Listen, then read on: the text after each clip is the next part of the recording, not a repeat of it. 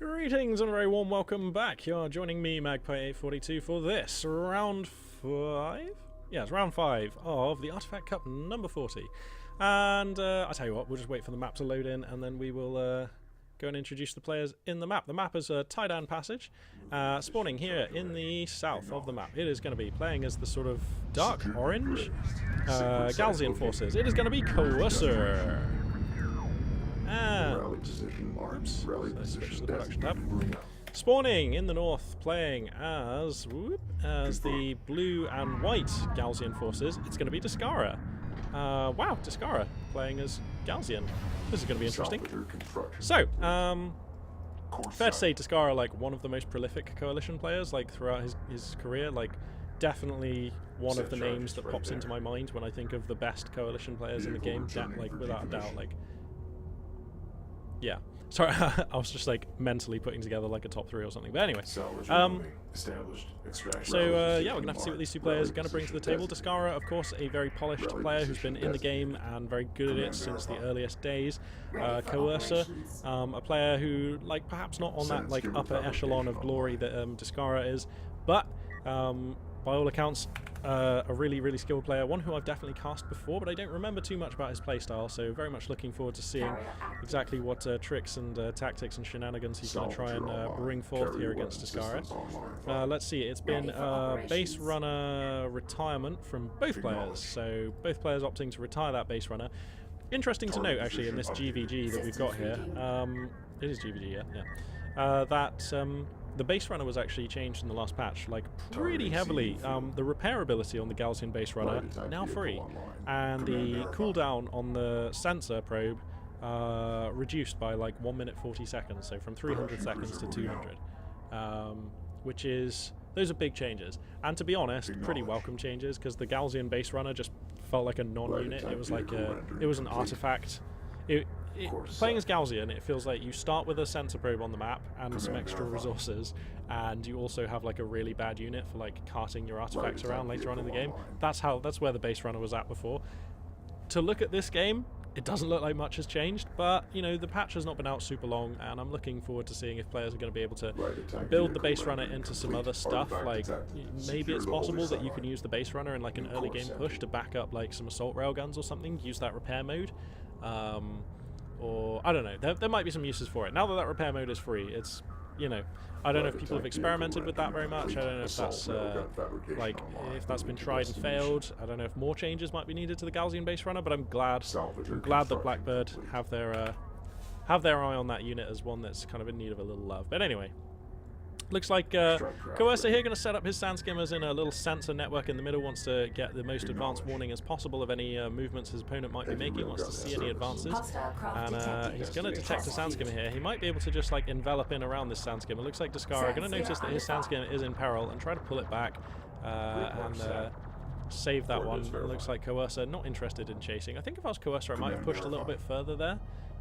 The reason for pushing a little bit further there is like, you know that your opponent's sensor probe is going to be in this area, because when you start the game, the base runner is here, which means that the deploy sensor probe area means that it's going to be along this line somewhere, and that was only one sand skimmer, so you can afford to push, and if you see your opponent's scanner, that's a nice pickup to get at this stage in the game, and who knows, you might even be able to get that sand skimmer that you were chasing as well. Anyway, looks like Coercer going to commit in here. This is very interesting. If he focuses down his opponent's sand skimmers here, this is going to turn into a micro war. Why are none of them firing? Oh wow, have they changed like sand skimmers' turn rate? Because they weren't firing when they were circling around there. That was weird. Anyway, Coercer here going to pick up one of his opponent's sand skimmers. He actually already has heavy railguns up on this hill. Going to start like chalking down this. Wow, this is matching up really well. So I have not had my eye on the tech at all. Let's quickly get this hotkey. So, okay, railgun tech has come up real fast here for Coercer, who's looking to actually put on some pressure. And this is matching up pretty poorly here for Descarra, because Descarra has gone assault ships in the blind. You know, it's not his fault he didn't like counter this crazy railgun tech that's come out. But the assault ships obviously are just like useless against heavy railguns. Like, it's awful. So, okay, we've got an interceptor up for Descarra, and that is much more useful against the heavy rail. So Descarra gonna pivot on the spot, and that is the nice thing about going for assault ships. If you go for assault ships and your opponent goes for heavy railguns, the assault ships open up interceptors on the tech tree, and you can then start applying some airborne pressure. Okay, don't like the sand skimmer micro, because there is none. I think leaving your sand skimmers here to die was an obvious mistake there from Coercer. I don't think he meant to do that. that was pretty bad. That's a shame, because it is 5 sand skimmers that he does not have, and also, I dare say, the initiative, which he no longer has. And losing those 5 sand skimmers has really taken a lot of the pressure off of this attack. And now the interceptors are just going to start knocking down the heavy railguns. These heavy railguns, is he building assault railguns now? Okay, cool. I was going to say, because these heavy railguns are in like dire need of some babysitting, these sand skimmers are going to tear them up otherwise. Whoa, okay, so when your opponent has sand skimmers will beat assault railguns at point blank. Assault railguns will beat sand skimmers at like mid-range and beyond. So if your opponent has sand skimmers and you have assault railguns, what you want to do is split the assault railguns, like split them, so your opponent can't just like kill all your assault railguns by getting all on top of them in one place. Now, okay, there were only 2 to be split there, and to be fair, you know, Coercer didn't have them like super clumped up, but it's just like, that's the kind of thing you want to be going for. I think this is basically just like a lost cause at this stage. I think basically this was a lost cause as soon as those 5 sand skimmers went down, and Descarra here is going to capitalize by grabbing his opponent's production cruiser. Dire times indeed for Coercer, whose opening, despite gaining some initial traction, has now failed, and he is now behind like several. Can we bring up units lost? So he is now behind like 1,000, like 1,200 CUs, call it, and like nearly 200 RUs at the 6-minute mark in the game. Not where you want to be, but we've seen comebacks from worse, and I've got faith in Coercer here, so we'll just have to wait and see. This game could be over, but it may also not be over. Dun dun dun, suspense. So, okay, Descarra realizes he has a massive advantage, and this is what I was worried about. A player as good as Descarra is going to know he can just push with the sand skimmers. So he's going to push and see if there is any defense ready from Coercer. There is 1 assault railgun, and I don't think you have to be that good at this game to know that 1 assault railgun does not beat like several interceptors and and like 12 sand skimmers. So this is going to be really rough. Actually, I mean, I'm struggling to see how this is not GG, because this production cruiser here, if this production cruiser goes down, that is literally GG, because there is no other way for Coercer to manufacture military units. Okay, so he does pull it back. That was essential. If he doesn't pull back this production cruiser and it dies here, it's over. So he has now extended his life in this game by a few seconds. Now let's see if he can actually somehow get any kind of a defense going on this production cruiser. We're in a moment there where Descarra didn't have his sand skimmers moving. His power in weapons. Power needs to be in weapons. If I was, has he got refinery mode? Okay, so what you want to do here is put the production cruiser mining the minerals and use your carrier as a shield. So it's like if you just switch. So production cruiser goes boop here, and the carrier goes boop here. And that is just a more optimal configuration, because right now this production cruiser is Coercer's life and soul in this game. Like if he loses that, he is out. I mean, I know the same is true of the carrier, but the carrier can take a hell of a lot more of a beating. So yeah, you want to use that carrier. Also, the carrier has like the guns and stuff on it, which is like better. Anyway, here comes some interceptors, and to be honest, like I say, I am struggling to see how Coercer could pull a win out of this. It's very hard to have an attack go as badly as it did for Coercer against a player as good as Descarra, and for that not to be the game, but we'll see. Let's bring the production tab back up here and just see what's going on. So Descarra grabbing another production cruiser, Coercer desperately scrambling on making some units to save himself. He doesn't really have much in the way of anti-air, so Descarra actually has the option here, and he's going to go for it, I think, of looping the interceptors around the flank and just hitting his opponent right in the economy. Okay, maybe he's not going to go for that. I don't know. There's a lot of interceptors out here. He could take his pick. The only anti-air is this production cruiser right now. So, oh, actually no, there's a base runner out. Okay, so there's a little bit of anti-air. Okay, he comes in for the salvages. Grabs 2. Going to grab at least 2 more on the next run. He could grab all 6 if he spends these missiles on his interceptors wisely. Boom, boom, boom, boom, boom, boom. Yeah, he grabs them all. That was nicely microed as well from Descarra. So the production cruiser shows up. It's going to scratch out one of the interceptors, so that's something. That is something. But again, I feel like this would all be easier if the production cruiser was back here and the carrier was actually in the forward position. But anyway, Coercer, to his credit, gonna grab an artifact. I feel like this is an overextension though. I think you just want to get the hell out of there. There's no way Descarra doesn't have a way bigger army than you, so meeting him in the middle of the map seems dubious at best. Pardon me, but he's gonna try. Base runner is gonna engage repair mode. I feel like that was a little early as well. Okay, repair mode is on. Let's see how good repair mode is. He needs to kite with these guys. Kite. He is kiting. I think kiting like more directly southwards would have been better. Okay, loses one of his railguns, but he's actually trading okay. The high ground advantage here for Descarra gonna be real. Oh man, I feel like Coercer here trading as best as he can, does get the artifact to his credit, but he's going to lose every unit he has. Like, there's no way. There's just no way. So I think being out on the map was just an overextension. I don't mind nipping out with a base runner and grabbing an artifact. Actually, I really like that. And I think building the base runner was a really good thing to do just from a military point of view, because it's more anti-air and you need more anti-air right now if you're Coercer.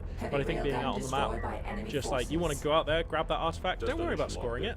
Don't worry about that. Just make sure Descarra doesn't have it, you know? It doesn't even matter if you don't score it. It doesn't even matter if it gets destroyed. Just grab that artifact. That's like one thing. That's like one thing going well for you in a game which is basically a disaster at this stage. And when everything is a disaster, just having a couple of things going your way, that's how you begin to come back. You've got to clutch at straws if you want to get back in. Anyway, the Interceptors have wrought a terrible toll, and actually Coercer here getting a reasonably nice chase with these assault railguns. He wants to immediately bring them back though, immediately kite them back, just because as they are here, they are a target for Interceptors, whereas they really want to stick around the production cruiser to not die. So anyway, wow, so we're kind of at this crazy place in this game now where the scoreline looks like Coercer is winning, but that's not actually true. Because Descarra is a macro god and is mining fluently off of every resource node available to him. He's coming in with heavy railguns, a massive amount of sand skimmer, and also just a load of interceptors. And I feel like any one of those things would be enough to win this one. So the odds still overwhelmingly stacked against Coercer here. He's going to desperately kite back. The production cruiser is going to get caught somewhat here, but actually no, Descarra just going to kite back again. And I mean, at this point, it's sort of a bit academic. But personally speaking, I like to think that a lot of RTS is not necessarily about winning the game, because a lot of the time, that's not going to be an option. Let's face it, if you get into RTS, a lot of the time, winning the game is not going to be an option. But at that point, the game is not... The game does not like have no value. At that point, you can still get value out of the game by just seeing what you can get done with your units. You know, just see how many of his dudes can you kill. How long can you get the game to go for? It's like, okay, I'm not going to win, but I'm going to see how long I can make it. How long I can make it take for you to beat me. And if you do that consistently, not only is that like a healthy mental place to be, but you will get better because you're just getting more game experience. And also, if you just quit as soon as you're behind, you never develop the skill of playing from behind. And the best RTS players, like the very best, are the ones who are amazing at playing from behind. Like most Korean StarCraft players, like you'll just see them be okay in a game, and then like against like, you know, a foreigner player, they'll fall behind, and you're just like, wow, if this was like most foreigners, you know, then this game's probably over. And that's when they step it up, because they just know that playing from behind is that is really like the heart of RTS. If you get good at playing from behind, you will have respect and many victories. Anyway, that is a lot of interceptors. Another man who has respect and many victories is Descarra, and he is showing us why. This game, of course, was basically over a long time ago, but Descarra putting the finishing touches in now. Sandskimmers ravaging the backfield, interceptors ruling the skies, heavy railguns pounding the carrier of Coercer here into submission, and that, ladies and gentlemen, will be that. And yeah, you know, fair enough. Descarra is a horribly, horribly fiendish opponent to take on. One who I have played like once, maybe a long time ago. I think I played him once on the ladder, like a long time ago. Got spanked. So you know, fair play, Coercer. It's a tall order. And to be fair, like the first 90 to 120 seconds of this game looks pretty good for Coercer actually.